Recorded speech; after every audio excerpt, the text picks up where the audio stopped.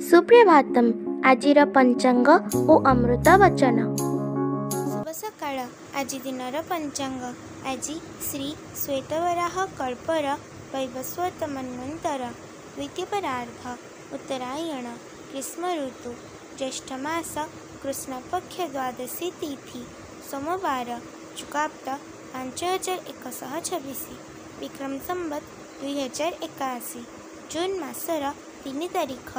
आज दिनटी समस्तंक पई मंगलमय हेउ ईश्वरंक निकटरे विनम्र प्रार्थना।